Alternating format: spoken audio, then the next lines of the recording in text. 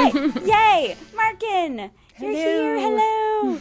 I'm so excited you're here on the Fried Eggs podcast with me today. Me too. My friend of like 20, how many years? Oh my gosh. 25 years? Stop. 25 years. And I I don't can't. think we're that old. Like 20 years. Okay, a little more. Well, I was thinking 20 years. That would have Yeah. been 18. Yeah. I met you guess in before high school. senior year. So, yeah. I don't remember exactly when we met. Do you remember? I'm sure we like crossed paths before this, but definitely officially when I joined choir senior year. Then we fully got to know each other. Yeah. I knew of you because of our mutual best friend, Chelsea. You were both in theater, and Chelsea and I were in ASB, type Right. A, party planner types. And I knew of you through that, but then, yes, actually connecting in choir and women's jazz. When I like came out of the cloistered world of theater. Yes, the theater kids. Into a larger world of choir. Yes, also, yes. From one hyper-specific group of friends to another very hyper-specific And you'd group think of there friends. wouldn't be a big difference between them, but like oddly. There's not a ton of crossover, actually, in the two groups, at least at our time. I think it was hard to do both. The schedules wouldn't allow. Big time commitments. Yeah. Yes. But Marken is such a creative soul, always has been, something I've always loved and admired about you. And you have such a unique and also incredibly universal, I think, story coming to this point in your fertility journey that I'm really grateful that you are willing to share more and talk to me about and share with others, because I think you have tons of lessons learned and really beautiful insight to bring to the table. So first off, thank you so much for jumping on. I always say jumping on because it's remote, but thanks for so much for coming. Thank you for having me. Yeah. And I'll intro you real quick and share a little bit about your background. So Marken has worked in the entertainment industry for 15 years, which is insane. I know. Does that include your acting stints all the way? Yeah, I mean, Too? essentially from graduating college, you know? Yeah. So I feel like even before that. I mean, yeah, I was committed to this path from from the get. Like 13, 14, Yeah. 15, Yeah. I feel like know? there's some good stories of you and some friends competing for roles in like elementary Yeah. school. Okay, well, so I think I this was goes interested the whole time. But. way far back. Okay. But you, at some point, you make the decision to like go on this road for realsies, Yeah. you know, and that's different. Pursue you know? it as a passion and as a real career. For better or for worse. Yeah. Marken entered the business as an actress and has transitioned into a career behind the scenes. And she has spent the last few years in television post-production on shows like The Blacklist, Monarch, so fun, True Lies, so good. And she continues to write and produce, and we're always pushing her to do more of that. And we have a show that one day we hope to get to. It will come. It will come to fruition, and then you will be back on this pod, but like at a different echelon of like fame. And I will be like, she's the biggest get. I was just saying, I felt like we were on Nobody Wants This as the podcast host. May we have some sprinkle fairy dust from that show. Yeah, I'll take it. And sometimes she writes her own film projects on the side, which you did star in one of your own projects that came out this recently. year. Yeah, we're still getting it into festivals, hopefully. Do we share the name? It's called Blind Spot. It's a cinematic short film. And I did write and act in that, and my husband directed. Yes. All in the family. Power couple. And so all that to say, you are one of the most creative people I know, with such a creative soul. And I love that I've known you for so long, and that our stories really started when we were just little itty-bitty high school kids, following our own passions, doing our own creative projects. And having been friends with you for so long, I've seen you through a lot of different parts of your life. You've seen me through different and difficult parts of my life. And to be here at this stage of life is kind of a trip, because I would, never expect it to happen to me. And by it, I mean infertility and like the struggles there. But then you wouldn't expect it to happen to a close friend. And here we are kind of in a similar boat. Yeah. Which is kind of wild. Like, I always say, like, fortunately, unfortunately, I have good friends who are going through this as well, you know, and it's just like, you know, it's been such a comfort to me to be able to talk to you. And I'm sorry that you had to, like, be one of the ones to go through it, like, one of the first ones, you know, but I'm really grateful for you and your wisdom and generosity around this. That's sweet. I'm grateful for you too. So thinking about this chat and how I want to get into so many things with you. I want to get into your background and how you used to think about fertility and health, how that shifted over time, how the impact of, you know, family dynamics have shifted, how your worldview has shifted. But I kind of feel like we should start from the present state to sort of set the tone. And I want to hear, where are you today? You're joining us today in a very specific point in time. And this podcast was really like one of the main drivers was to be talking about the real thing in close to real time, as close as we could or felt comfortable with, but to really be in it in the moment instead of just like a look back. And you are right in it. Oh yeah, I'm and right so in it. Where are you joining us today? Yeah, so we just completed our first cycle of IVF, our first egg retrieval. And that was a long time coming because I got diagnosed with infertility, and there are more specific reasons for that, which I'll get into, in November of last year. So I definitely didn't expect it to take this long to get to our first cycle, and I'm definitely very eager to jump into the next now that we've done it. And I guess, you know, do you want me to go back to sort of why we're in this situation? Yeah. So you just did your first cycle. I think you got the results last week. Like a couple weeks ago at this point. Yeah. And so what has brought you to the IVF process? Yeah. So essentially, we started trying at the end of October last year. We'd been definitely talking about it and considering when, and I tend to do this where I put like a spread of dates in my head of when I might be willing, and then when is the last point where we have to, you know. Oh, okay. I did that when we got engaged too. Didn't say this to Ethan exactly, but I was just like, I'd be really happy if it happened between this date and this date. And then when you go past that date, it's like, we're gonna have a chat, or I never now I'm quite carrying got around that some far. resentment, or Well, see, the good thing with me and Ethan is that we talk about things, and like I knew that we wanted to move towards that. So I wasn't doubting that it would happen, but it's like I'm so excited about something, or like anticipating it, that I'm like, I try to get myself to like be calmer by being like, if it happens between this date and this date, that will be cool. Yeah. Like I'll be fine, you know? I can see this coming to fruition as well, making another guest appearance through the fertility journey as well. Yeah. Like this kind of mentality. Yeah, absolutely. I mean, this is definitely part one of the saga, but it's funny because I'm seeing a pattern even just saying this, because with the engagement, he ended up proposing to me like the first day of my window, which was my birthday. That's a good day to propose. Yeah, my 35th birthday. And then he also kind of said he wanted to start trying like the first day of the window that I had laid out in my mind for babies, which was his birthday the next year. Or no, 2 years later. You guys are in sync. I know, isn't that funny? Such a good couple. Yeah. I hope that happens again at some point. Anyway, so we started trying, and I wanted to be very responsible, and I went to a reproductive endocrinologist to get some blood tests, because Ethan had his mom had been very clear that he had the recessive gene for cystic fibrosis. Okay. And that we needed to like make sure that I didn't also have it. Okay.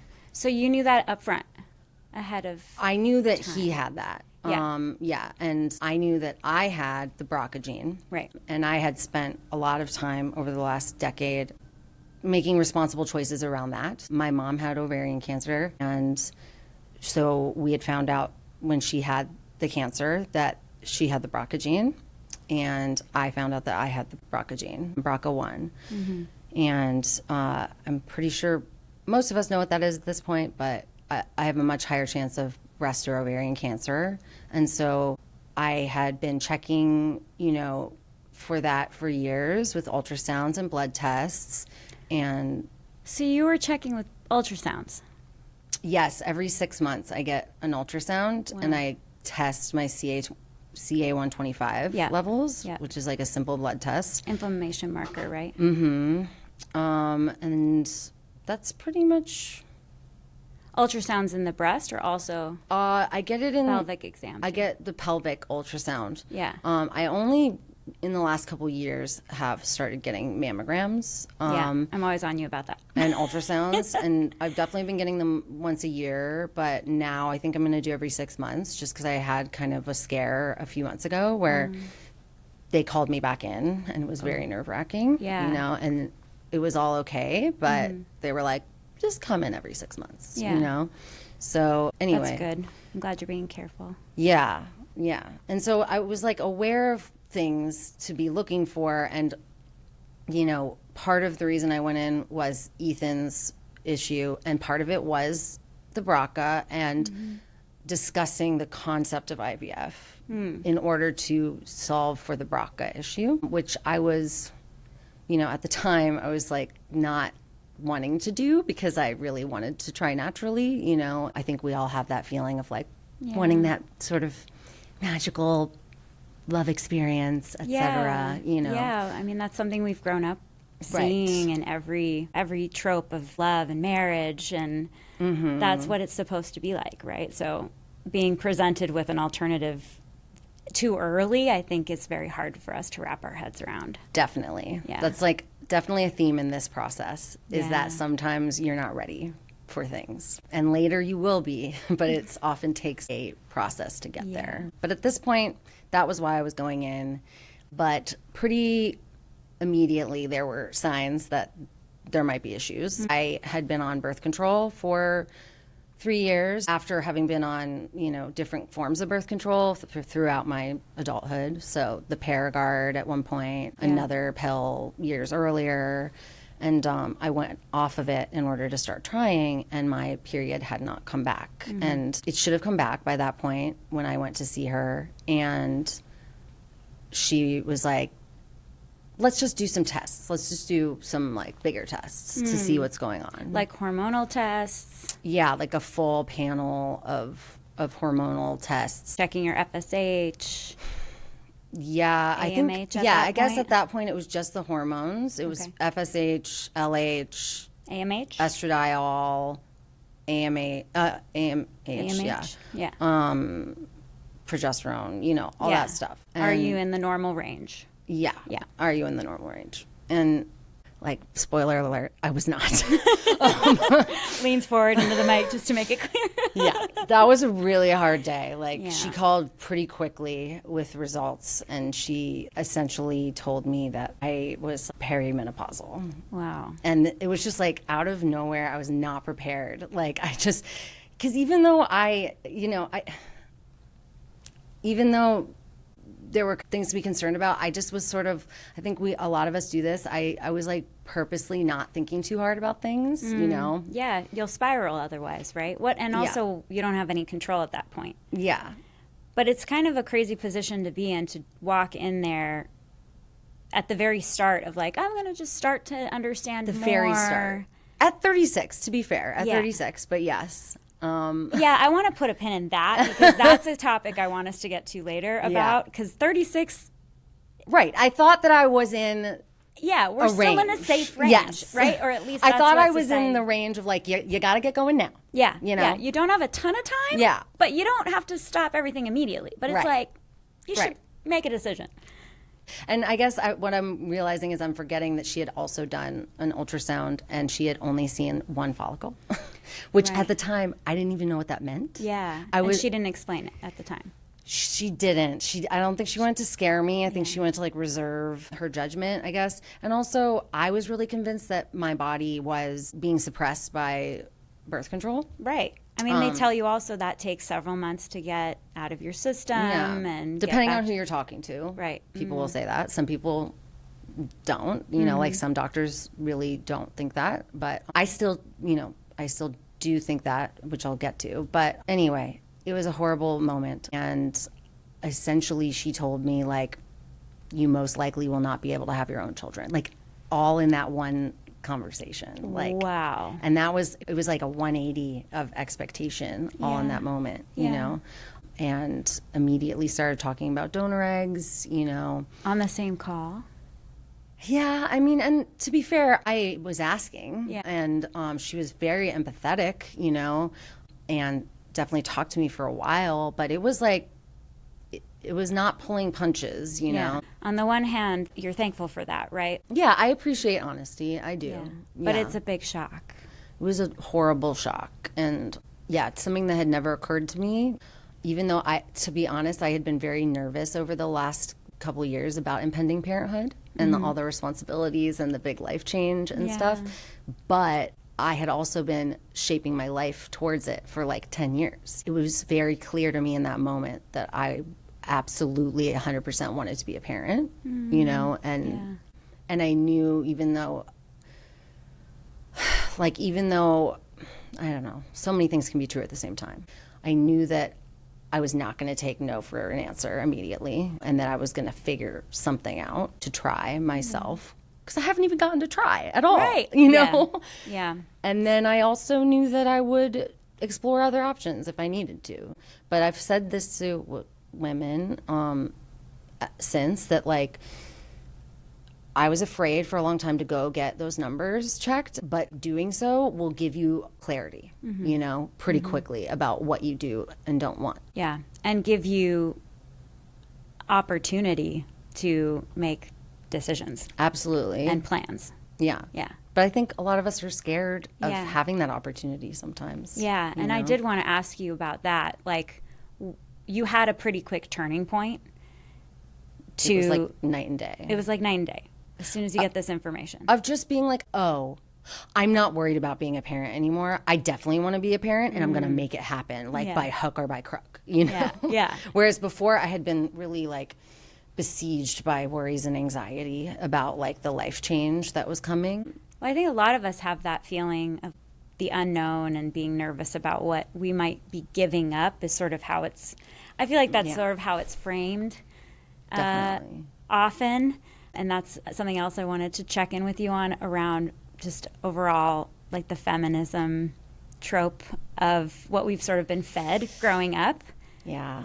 And I was going to do it later, but maybe this is a good point here, because I'm very curious about what was holding you back prior from finding, from getting tested, from just getting more information. Yeah. Because I think that a lot of people have that fear that you've described, but it's really hard to like pinpoint and narrow in on what's driving it and what's sort of behind it. And so I'm curious if you've thought more about what was holding you back.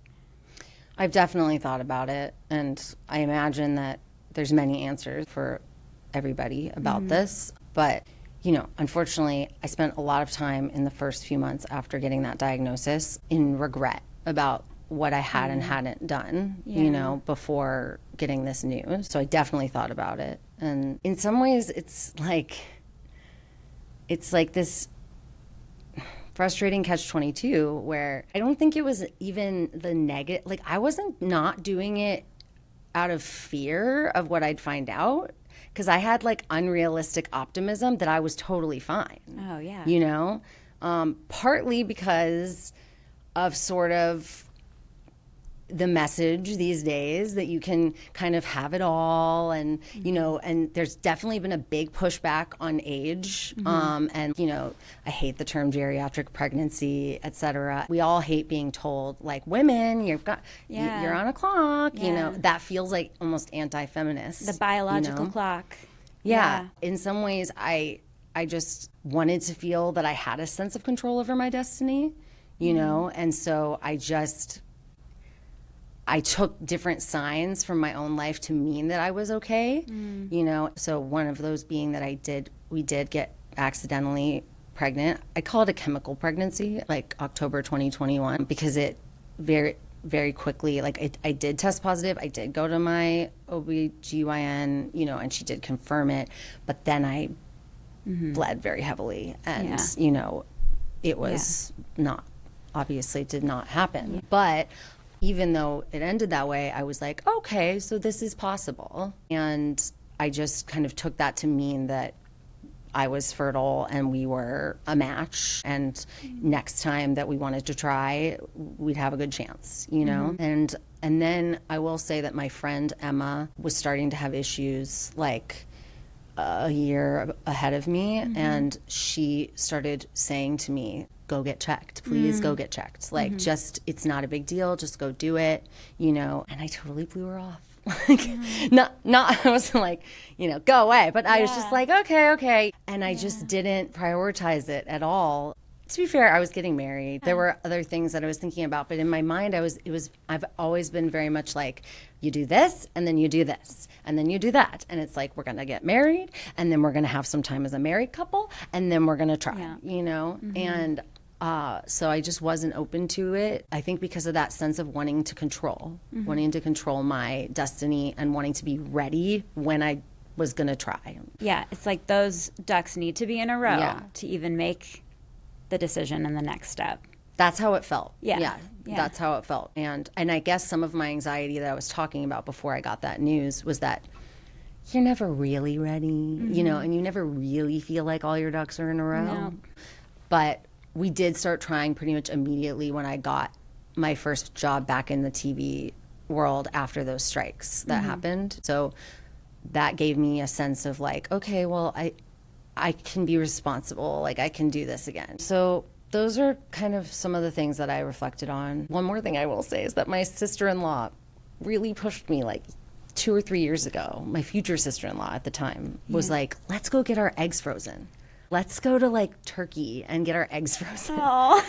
Which sounds super fun. Yeah. But seems like a way more fun option than what I know. I'm like, done. why did I? And like, and what you're going through now. Yeah, and we did talk a bit about it, and I really did consider doing it to the point where, like, I had actually removed my IUD to do it, and then I dragged my feet because I was afraid of all the hormones. I was afraid of my like ovaries swelling with a bunch of eggs. It like freaked me out. And I dragged my feet on it, and then we accidentally got pregnant. That's when that happened. Yeah. And then after that, it gave me a sense of false confidence. Yeah. And I was like, okay, well, we're going to get married soon, and then we'll start trying. So I don't think I need to do this. Right. And it's just like, oh, it hurts to think. Well, and it all feels, that plan feels like it's perfectly linear. Yes. I was very attached to this linear plan. Yeah. Well, I don't think you're alone in that. I also was very attached to this linear plan. Yes. I think a lot of us are very attached to this linear plan, but what's missing is just any information about your body at all. And that's where the fear comes in, I think, is that I avoided it because I didn't want to feel like I couldn't follow the plan that I wanted. Interesting. You know? So maybe something in there, you were like, if we so. find something here, I don't want it to mess up this perfect fairy tale that I've now found. I don't want it to like overturn the apple cart. Interesting. Whatever.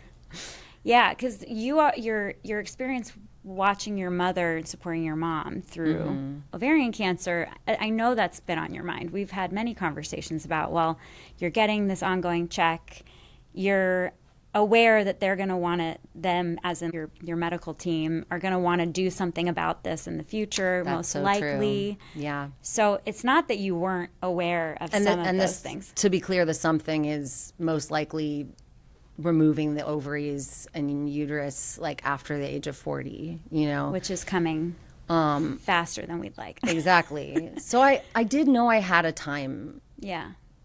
Like I had a deadline, but again, I thought at 36 I was within, I had enough time. Because in the fairy tale world that we've seen forever, this doesn't take years and years and years to have a baby. No. The stories we see don't take the years that it takes for, for some of us. In the fairy tale world, yes. Yeah. Of course, Yeah. now that I'm here, I'm like, it can take a long time, even without IVF. Yeah. Well, it's true. I do think this is a topic I want to put on the table for later, but just where our society can do a better job of actually empowering women. If we really care about feminism, so many places. We'll put that towards the end. And that's part of why I wanted to do this, is to like make sure that we're talking about these things and that people are thinking about them before they have to. Right. That's the trick, And that's what's particularly painful, I think, about fertility issues and our healthcare system and women's health in general, is that we aren't given information about our bodies, really. We go into a gynecological appointment every year. We get pap smears. We get prescribed birth control. Our hormones checked. We never get our hormones checked.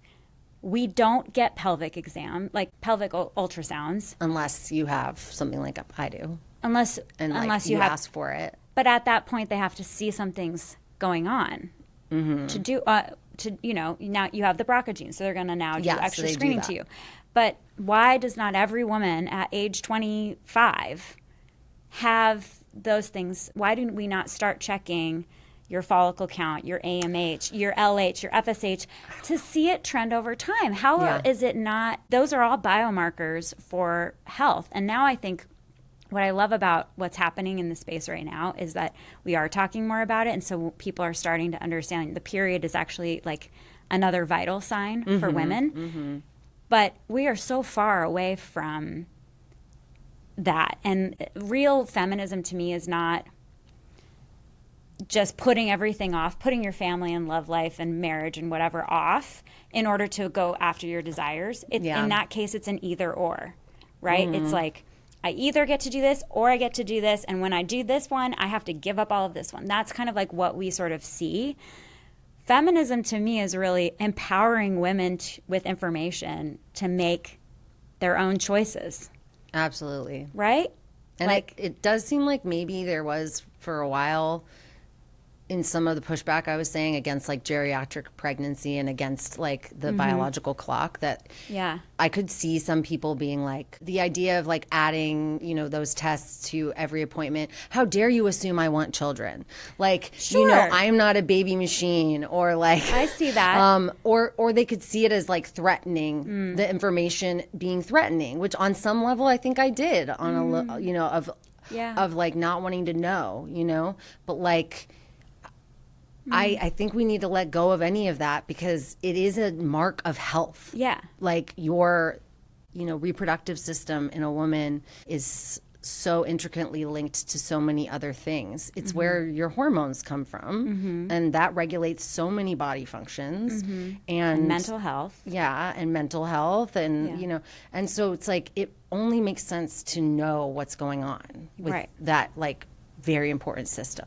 Why are we not even asked? So not everybody needs to get that checked, fine. Yeah. But why are we not even asked, like, do you want to do these things? And I will say, too, I think some of that pushback I have felt personally, I've had several doctors in my journey of many, many doctors who look at me at the outset and say, well, you're so young. You have so much time. Don't worry. You have so much time. You're so young. Mm-hmm.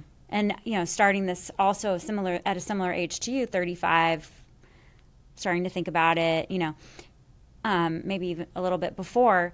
And even to this day, some doctors that I talk to or providers say I'm so young. And I'm like, you don't actually know anything about what's happening with me. Right. Specifically. And actually, I'm not that young. Mm-hmm. And my ovaries don't think I'm that young. And my body is not what it's not this normal. It's not a one size fits all. It's not. Yeah. And I feel like timeline fits all.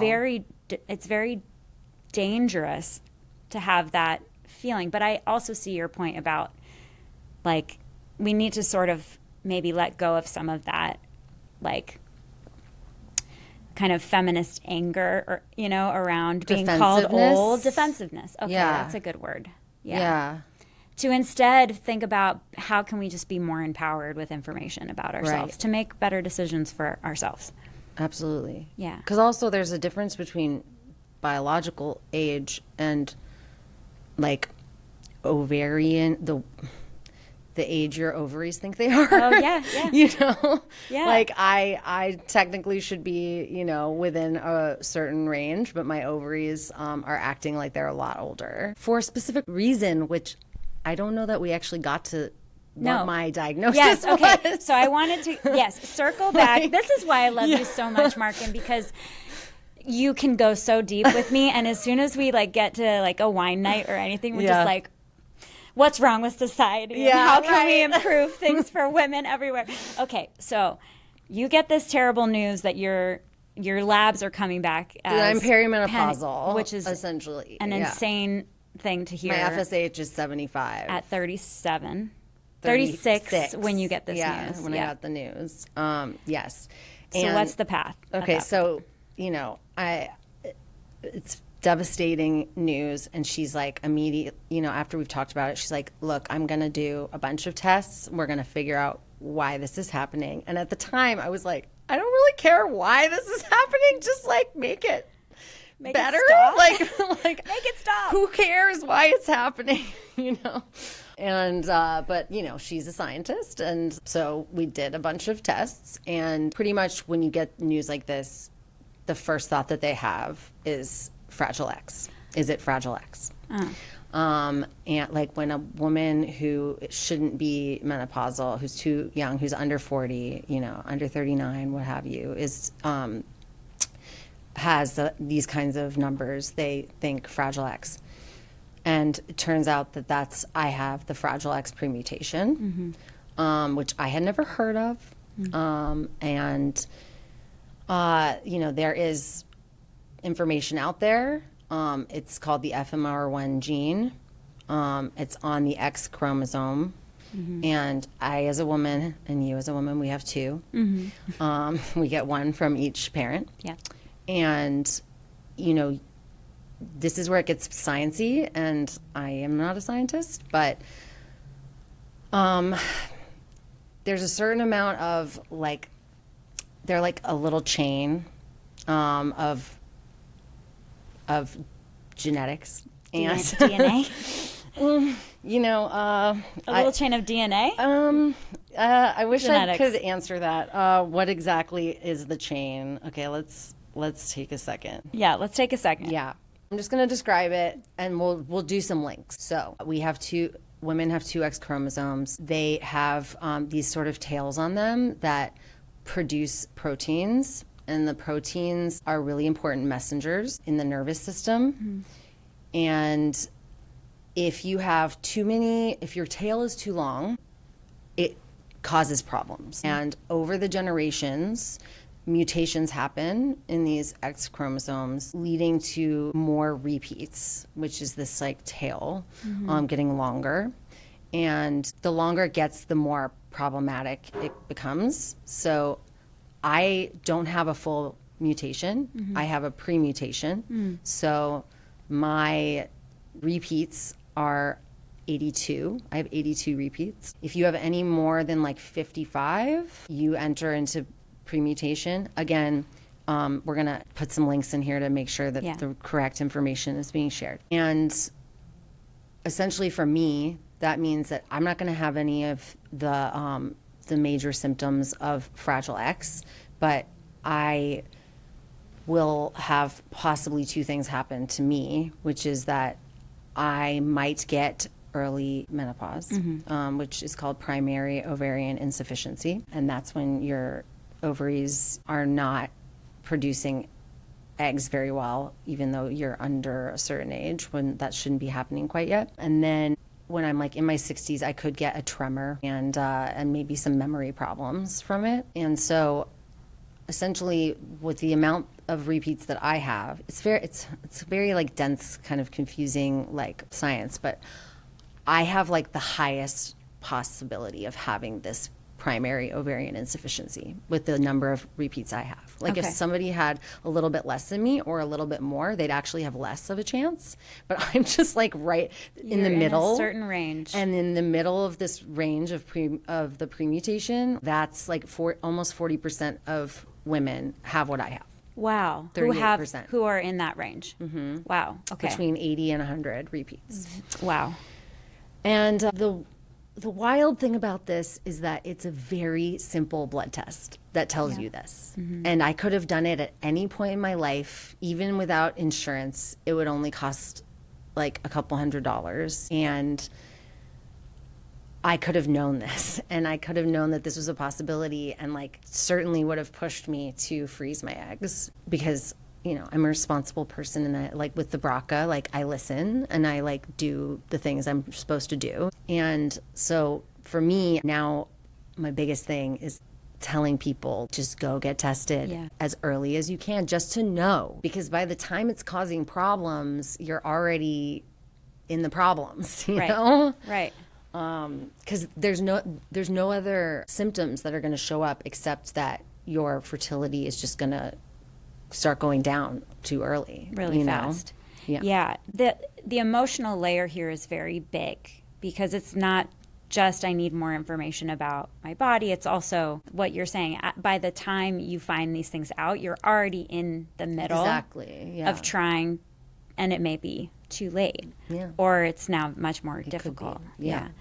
But I do need to say that ultimately the fear with Fragile X having the premutation is that when you have a child, it will expand into the full mutation because that's what it does, is it expands throughout the generations. And so when they test you, they are able to essentially tell you the likelihood that it's going to expand in the next generation. And I have a very high likelihood of that happening. And what does that mutation end up looking like? If you have the full mutation, which is above a certain number of the repeats, we can refer to the link for that, you're gonna have, particularly in boy children, because essentially girls will have two X's. So if they get the full mutation on one of the X's, oftentimes their other X will kind of take over or balance out the issues of the other X. But with a boy, they only have one X and one Y. And so if they have this fully mutated X chromosome, it is no longer able to make those proteins. And they will have, you know, mental delays and emotional issues and physical expressions as well of the gene. And it can make life very difficult for them, you know. It's the most common inherited cause of intellectual disability and autism. And it raises the miscarriage risk because embryos may inherit the mutation in really unstable ways. Yeah, it's kind of, it seems like you never know how severe it's going to be and how it's going to express itself. It seems like there's a spectrum. It's obviously, you know, in this time of science, if you can avoid passing that on, you want to. I want to. Yeah. So you get this news. Did it take a while to figure out that's what was the underlying cause? It didn't take very long at all. Just a blood test. Just a simple blood test. Because as I said, that's the first thing that comes to mind for them. So she tested me for a lot of things, but those results came within a week at the very least. What was that like, getting those results? It was strange. I feel like it didn't fully sink in, you know, all the implications because I'd never heard of it. Yeah. And I had spent so long being focused on the BRCA gene that it was just so strange to all of a sudden have this thing out of nowhere that was having actually way more of an effect on me in the present. Yeah, you spend your whole young adult life being worried about the BRCA and just like kind of it's waiting in the wings for you. Right. And like pretty quickly so much frustration because I felt like I had been focused on somehow the wrong thing. Yeah. And frustration with some of my doctors because I've been getting ultrasounds of my ovaries for 10 years and you've never told me that I have like 2 follicles Like, nobody ever mentioned, hey, it looks like your fertility might be going down. Like you know? Well, when you mentioned that, I was shocked that you had ultrasounds. I was like, oh, of the breast? And you were like, no, of my ovaries. And nobody ever said anything. Wait, that's wild. Yeah. Yeah. And I'm not sure it's fair of me to be mad at them about that because we weren't looking for that. We were looking for evidences of cancer. Sure. And yet at the same time. But it's women's health holistically. Like.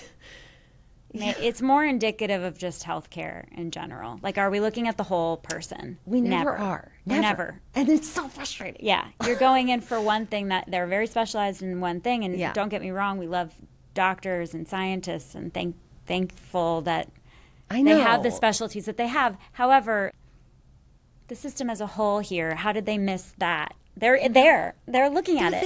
They're there every 6 months. Yeah.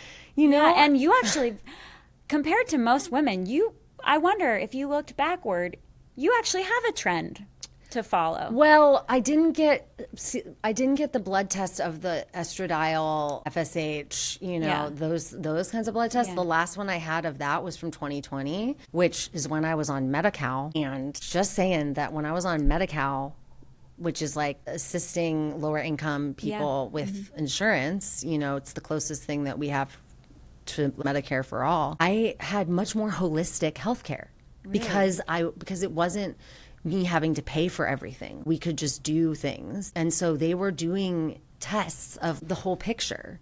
So I can look back then and I can see that I had a totally normal hormonal chart then. Wow. But then I never did it in the years that followed because I got back on private insurance. And if I wanted to do it, I had to pay extra. It wasn't something that was included. That's a whole nother thing. Yeah. But that's a good topic.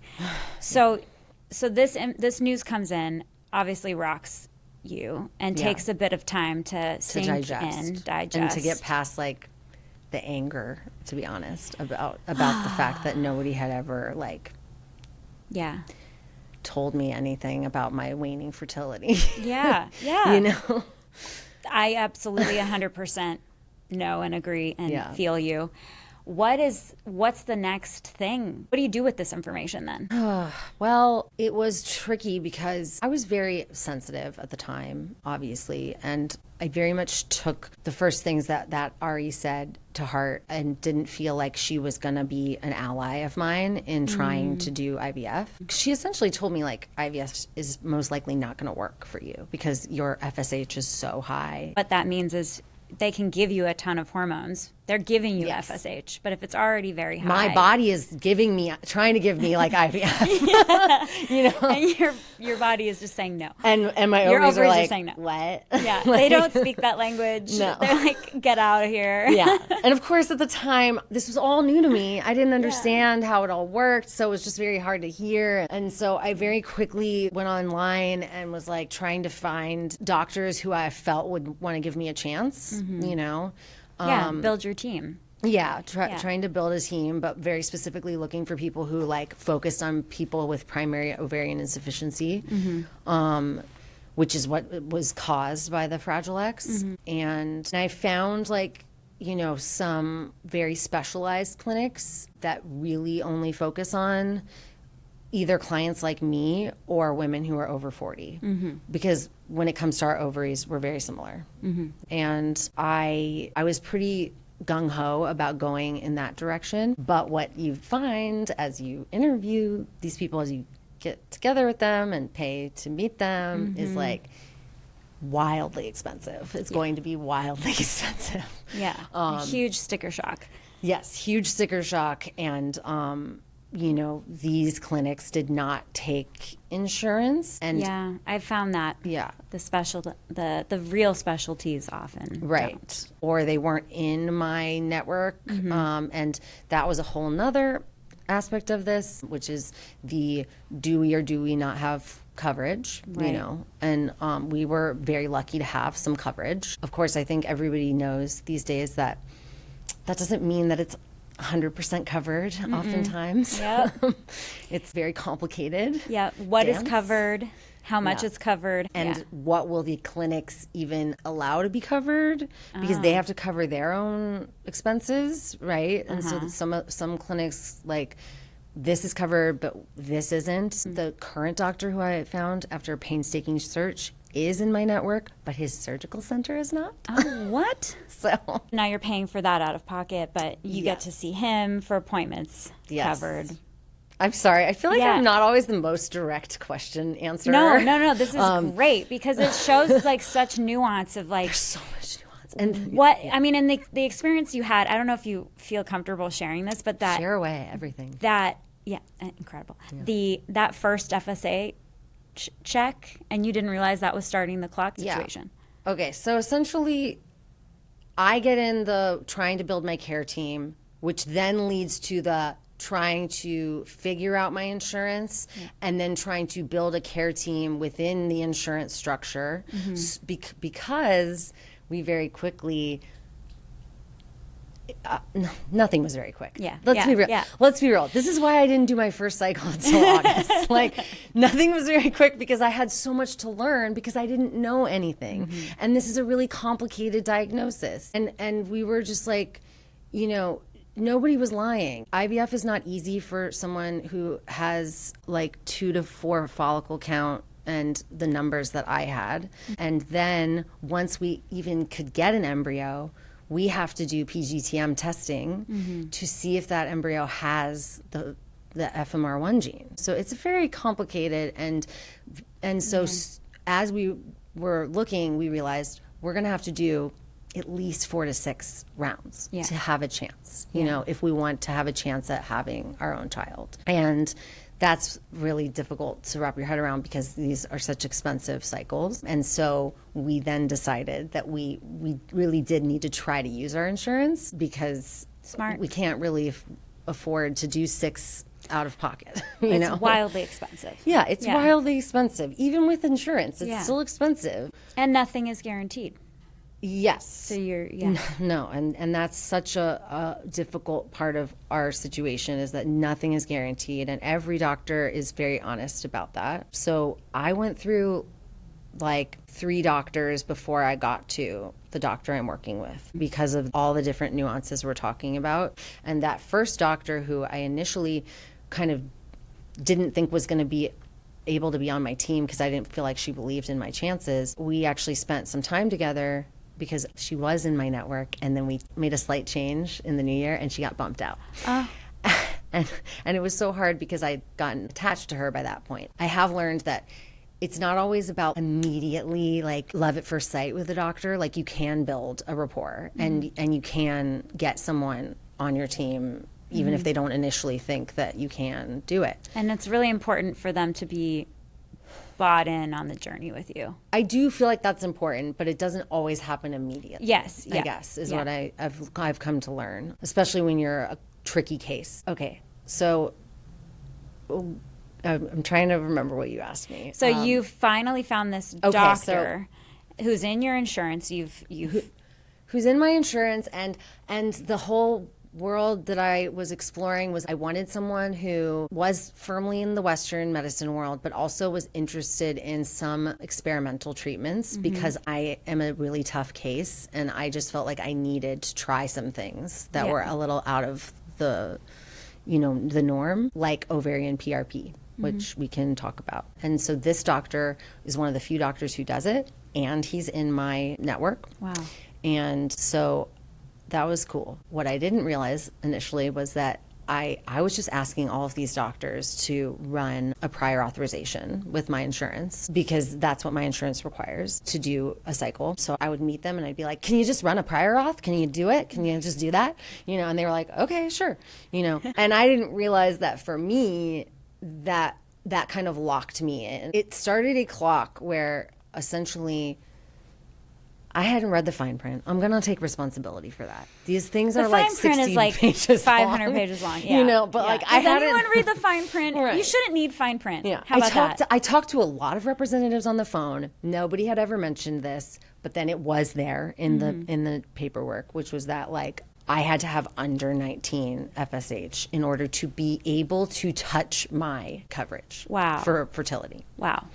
And so I didn't know that, and we submitted, I think it was like 23 at that point. because something that had happened was that as I got farther away from the birth control and lowered drinking, started taking supplements, my numbers did get better. My FSH was like in the 20s and my estradiol was like going up and better things. And my periods returned after 3.5 months. And so I was feeling hopeful, but then essentially we gave them this FSH, and this doctor's office also hadn't read the fine print. And they were like, yeah, no, sorry.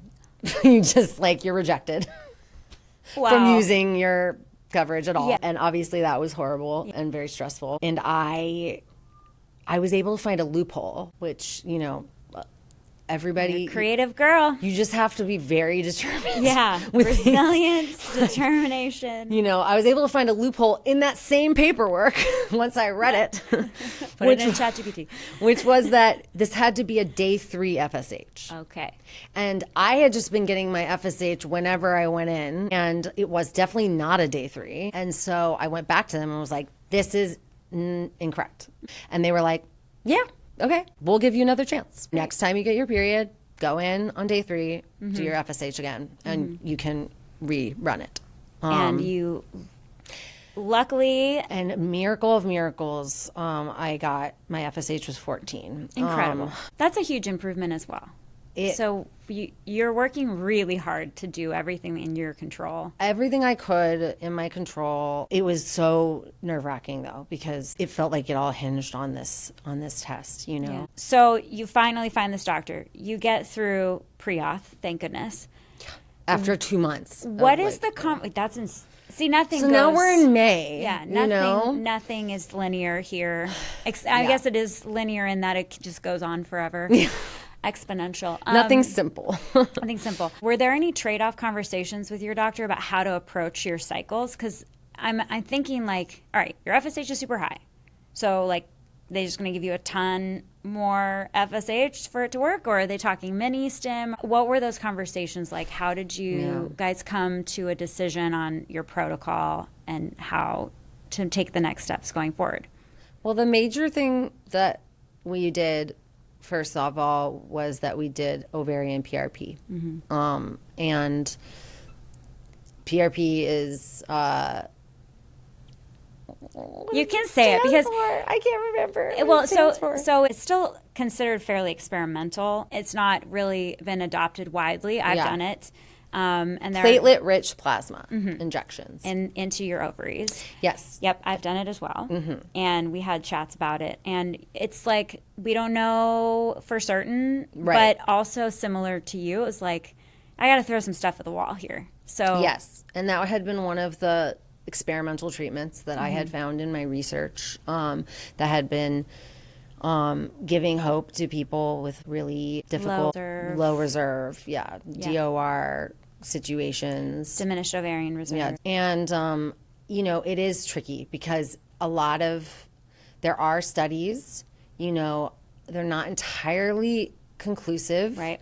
There's a lot of anecdotal evidence out there. And then I've had personal friends who've actually used PRP for other parts of the body that have had really amazing experiences with it. Yeah.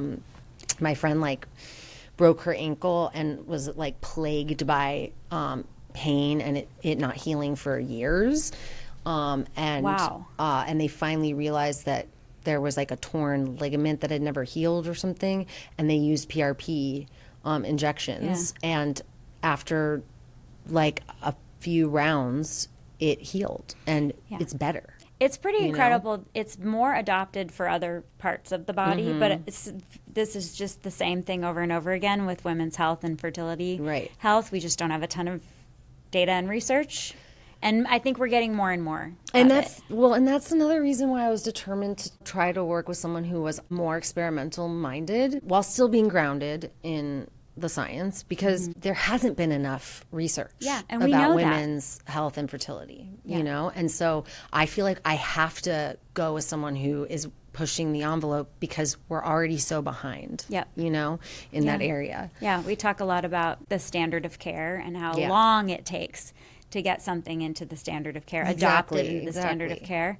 So good on you. And neither of us we don't have 10 years, we don't have 15 years. Like they might find out by the time our babies are 10 and 15 years old that that could have helped.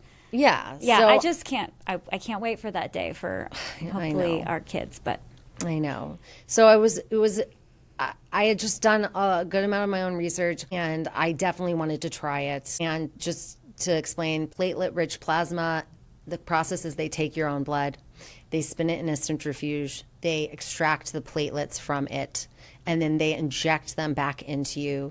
And so it's your own blood, almost has the effects, it's like as close as you can get to stem cells without being stem cells. And it encourages healing, cell turnover, new growth. And so and I'm going to be real, my doctor was like, given your circumstances and like how far progressed this is for you, I only give this a 20% chance of working. Wow. PRP. And he was like, I can't recommend that you do it because I don't think that's like a high enough chance. And I was like, I want to do it. I take it.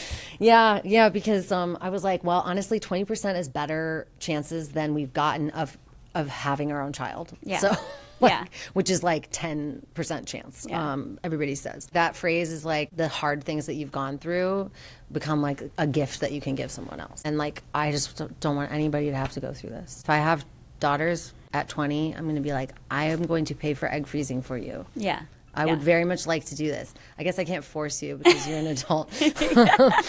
And that would be weird. The option is on the table, and you are fully supported. And I implore you to do it. Yeah. Well. Okay, we were talking about the PRP. He said, I in good conscience can't tell you to do it. But I just had a gut feeling that it might work for me. Yeah. And well, you started to see things go in the right direction. Yeah. It wasn't like an all hope is lost situation. As you get your period back, things are starting to get better. I was getting little hopes, here and there. It still wasn't great, Sure. but it was better than it had been. That is a comment on your resilience to find the little hopes. Definitely. As you go. And I had always felt like my body was very responsive to changes that I made. I did the Candida diet at one point because I was having recurrent yeast infections. Oh, yeah. And like 10 days of no sugar, and I never had that happen again. And so there's just this part of me that was like, I feel like my body would respond. You're more in tune with your body. Yeah. Yeah, I guess at times I have been. Maybe it's like kind of the woo-woo, like art. Your little artsy, creative like actress soul. And like yes. you're like in your body. You do all these classes of being like in your body. Yes. And stuff, I love it. Yeah. You should lead one of those. Like I bet they do like those types of workshops, but for like the womb. I mean, and honestly, fertility. You should lead one. I would like to do. I should do more of that stuff just myself for my own journey. Yeah. It's important to try to be in tune with your body. Yeah. And as you've said on this podcast, like sometimes this is a science and an art, And so in that moment, I kind of trusted the art, even though it was like thousands of dollars out of pocket. Really expensive art. Yeah, a really expensive art. Don't get to hang it on my wall. Yeah. But I was like, I just have a guttural feeling that this might work. And so we did it. And I will say I had 2 to 4 follicles before doing it. And in the months following doing it, I had 6 to 8. That's incredible. Antral follicles. Yeah. When we That's counted. incredible. And it was incredible. That's incredible. And the truth is you can never pin it down to one thing because I had drastically reduced drinking, and like no weed and, You're done exercising. lots of supplements. Yeah. Exercising. I don't know. Fryman Canyon. I try. Fryman. Yeah. Going on a hikes. couple times a week. Going on hikes. Yeah. But like, so you can't fully pinpoint one thing. But the timing was yeah. Suspiciously good. Yeah, it aligned. And my take the doctor win. was like pleasantly surprised. So at that point, we were just like obviously wanting to start the IVF soon. But something that I've struggled with throughout this process is ovarian cysts. Is I get these cysts that persist and then like resolve, but after like a couple months. And that's back, refill. Yeah, and that's normal for people dealing with like primary ovarian insufficiency. It's a common symptom. Yeah, kind of as your ovaries age, which might have prematurely aged, it becomes more cysts. Yeah, you get more cysts. And great thing to look forward to. I know, right? I mean, painless. Like I don't notice, but it throws a wrench in the Right. works, you know? Yeah, because the reason why is because they start you on meds, it's likely that cyst will just hog a lot of the meds. Yeah, because And, they want you to start with like kind of a blank slate. blank slate, pretty even keel across the Yeah. board. They want everything as close to even sizing as possible. But if you already have that's also why they don't start IVF when you have a front runner or when Right. you're about to ovulate, because that one front runner follicle is likely to steal the hormones that you're trying to spread evenly across. Across. See, I didn't even fully understand that. Yeah. See, you're always learning. You're always learning. Like, Same. yeah, it would like soak up the meds, but that makes sense. And so we tried to initially like go right into it, but I did have like a front runner, as you call it, and so at the time, it looked like a front runner, and the RE was like, okay, we could try to put you on birth control and see if we could get.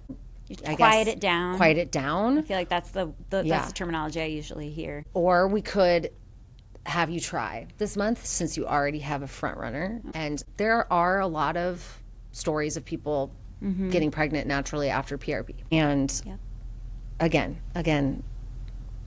I hesitate to make big, broad claims because these are people's personal stories, and they're definitely stories of it not working. Well, we're all very highly unique and individual in these. But we got a little excited. We all got a little excited, including my RE, I think, honestly. And we were like, you know what? Let's try.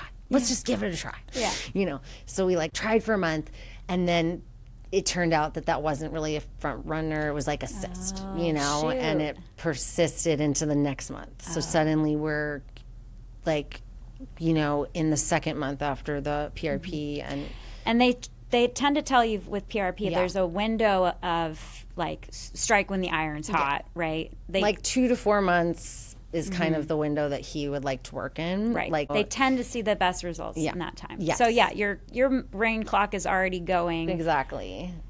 It's just on repeat. This the time clock is constantly going. Yes. So we went in, so I start going in like every few days, and we're checking on it, and it's just getting bigger. It's not resolving itself, at least in the time frame that we want, because I'm starting to get nervous about the time ticking away on the PRP. Luckily, I was continuing to have more antral follicles. It was like 6, 7, 8, so that was like hopeful. I mean, I think we did a trigger shot at one point because we weren't sure if it was a cyst or an egg. And I finally got my period, but it was still there. And so at that point we were like, because my period hadn't really come, which can happen with cysts, Right. And for like a month and a half, 2 months. And so we did a cyst aspiration. And essentially we were like, okay, we're going to just go in, we're going to do it, and then we're going to start the meds, because it was the beginning of my cycle, which is when you're supposed to start. And of course that happened as we were leaving town to go on our summer vacation. Yes. Chatting with you about, I'm going to do my Murphy's first round of shots Yeah. while on vacation. Yeah. I hope my meds come in time. And we really considered... How do I travel with this? Yeah. We considered canceling, but at the same time, I know where it's like, I just need to get away too. I need to be in a good mindset. I need to forest bathe a little bit. And it honestly was fine to start it there. It wasn't as scary as I thought it would be. We'd done some like human growth hormone before, so we'd started doing injections. So it was okay. I literally did the cyst aspiration at like 7 a.m. and got on a plane at 11:30 with my bags of meds. The things we do. It's pretty crazy to think. But hey, you're proving to yourself every day that you can do hard things. Yeah. And so then it was a 20-day cycle. Okay. Which I know is very long, because essentially what we found is that my body does react to the stim, which we talked about. Great. And yes, and that is good. And it was kind of a low and slow approach. But I'm not going to lie, I at this point am not micromanaging my doctor's dosages, because I don't have a degree in this. Yeah. So that's a smart move. Eventually, I'm sure I'll get more knowledgeable. But this first time, I was just like, okay, we're both agreeing low and slow.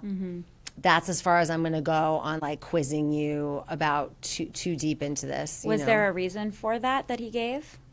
Yeah, because we know that my body is going to be resisting reacting to this because I have elevated FSH oftentimes. And so I think he did letrozole for 5 days, did Menopur and Follistim, and then kind of upped it after a week. And he was seeing growth, but he wasn't seeing it at the rate that he would like. Yeah.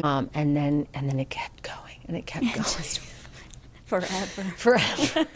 You know, at some point we had a conversation of like, well, if we want to keep going, the meds are going to cost it's going to be a lot more costly because you're doing double the amount that we thought we were going to do. It's usually like somewhere between like 8 to 11 days ish, depending on the person. I think I had one where we went 12, but usually it's around 10. So yeah, you're doing double the time, double the meds. So you're getting the measurements, you're going in, and at a certain point you're going in like every other day.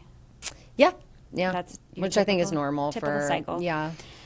And we were lucky because we did have fairly good coverage for the meds, which makes it possible for us. But you don't always know fully as you're saying yes to things. You're just kind of like...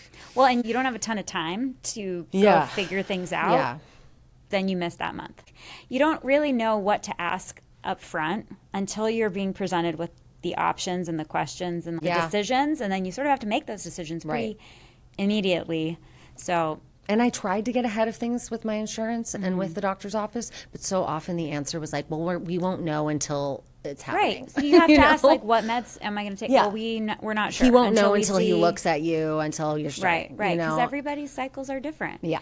So you guys, finally, it's go time. Yeah. Do the trigger shot. You do your retrieval. Yes, I had to very much manage my expectations going into this. Yeah. Because, and I think that's an important thing to call out. Yes, I am not a normal case. Every doctor's been telling me this is a long shot. You know, I very much was like, okay, if we get an egg, I'm going to consider that a win. I know it's like shocking, I'm sure, for people to hear that. That was what I was telling myself because I truly didn't know at that point if I had ovulated, even though I was getting a period. You can like have anovulatory cycles. I didn't know for sure, and we kept having these cysts, and it's like, is it a cyst? Is it a follicle? It kind of was like, if we prove that there are eggs, that is a win in and of itself. Yeah. He was able to get 3. 2 were not fully mature, so we had 1 mature, and it did fertilize with the ICSI process, and then it arrested on day 4.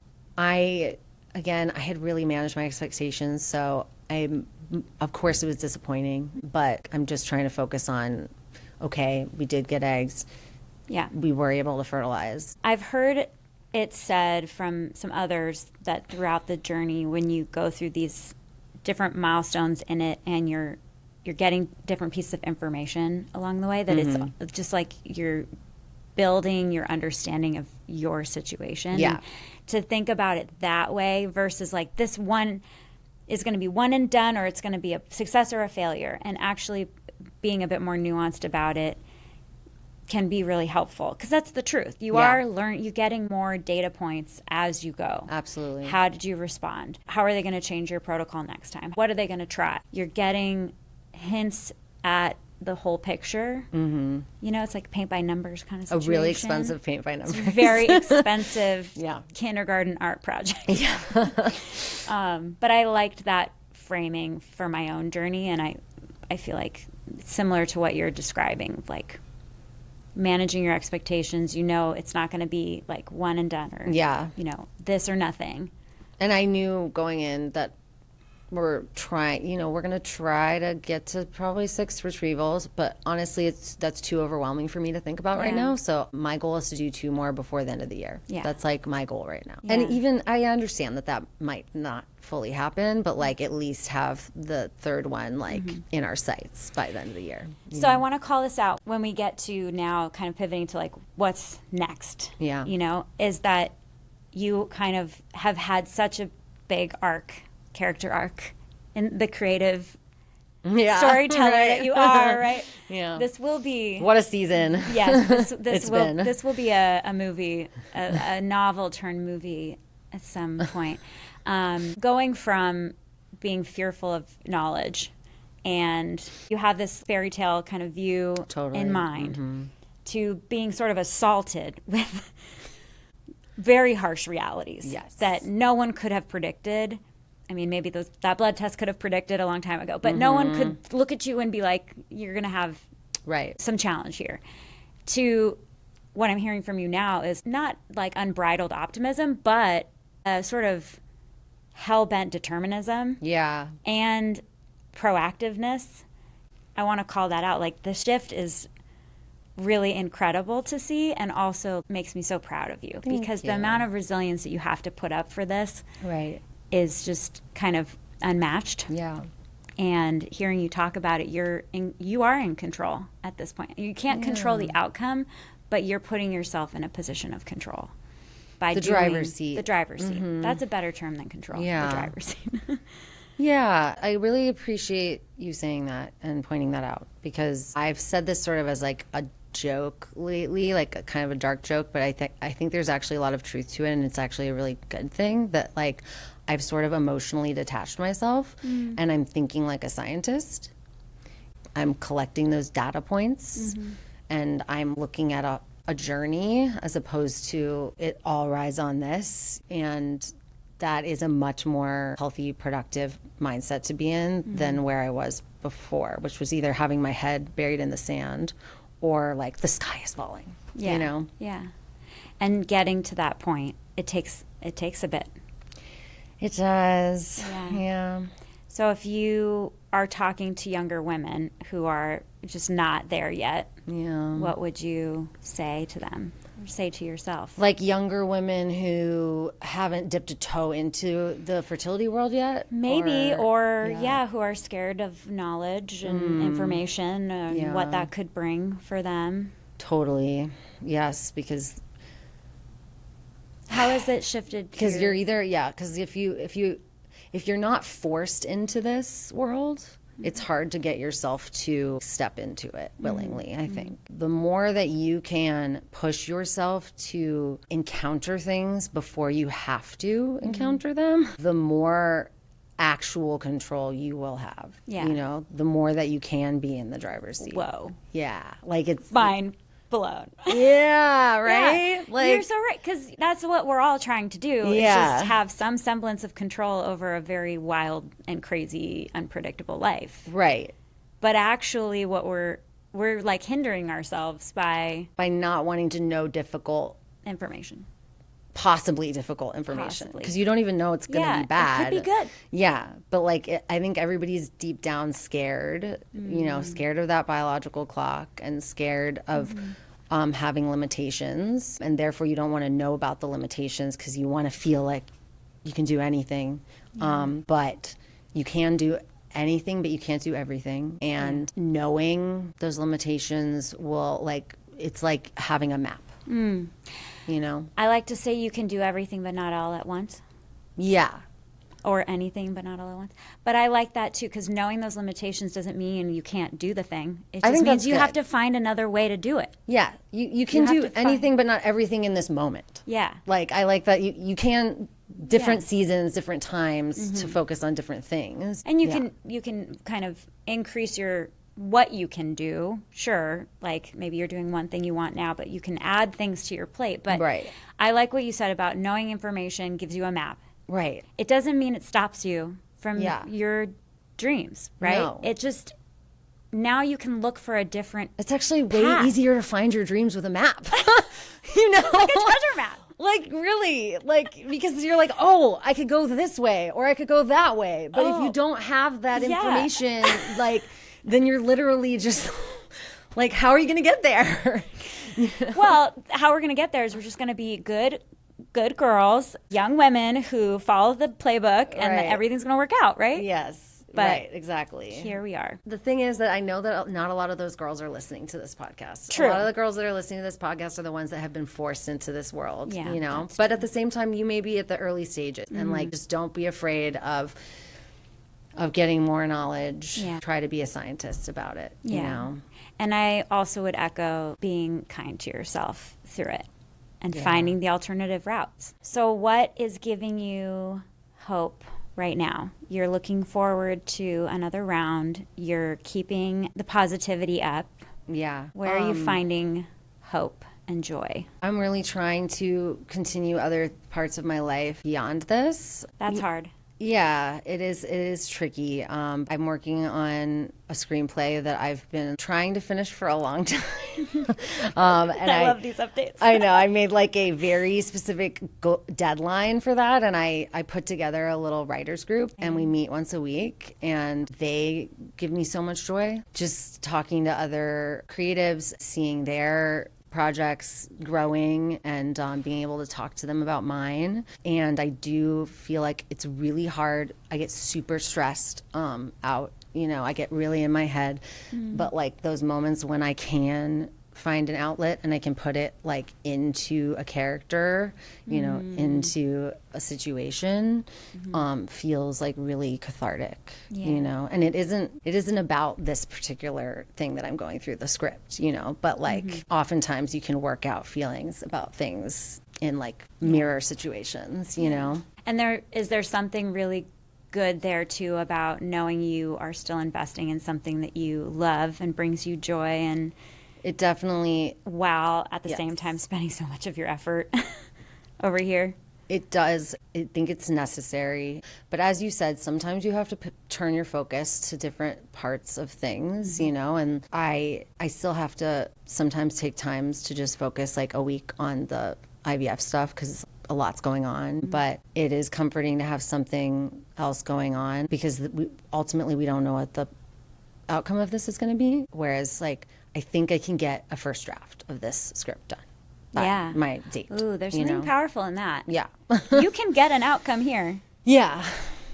That's a good... A little more control in that scenario, That's good advice. And this is so woo-woo, but like there's a part of me that feels like creativity and fertility could support each other. Yeah. It's like the second chakra. Oh, I like that. So I just like, I feel like it at least puts me in like a good mindset of creation to be making something. I just like to think about that sometimes. Yeah. Oh, I love that. Yeah. So if we're struggling to feel like we're in that mindset, creating something I feel like a little bit of art therapy, Yeah. Tapping into that creative energy. I love that. What a good idea. Yeah. Okay. Well, I feel like that's a good place to pause, and I'm saying pause because I'd love to... We got to do a part 2. Bring you back with a part 2 with more lessons learned as you do have a long road ahead. Hopefully it's not as long. Maybe in a year we can kind of do part 2. But And I'm there for you all the time. Yeah. Thank you. And again, thank you for this podcast. Thank you. Such a safe space. It's really brought joy into this space that can be so difficult. That's sweet. Thank you. Yeah, it's brought me a lot of joy in the times that have been very difficult as well. So you deserve all the joy. Thank you. Well, I love you. I'm so glad and grateful to you for coming and sharing so much really vulnerable stuff. Thank you for having me. Yeah. We'll have you back again soon. Yeah. And let's go get some wine. Yeah, let's do it.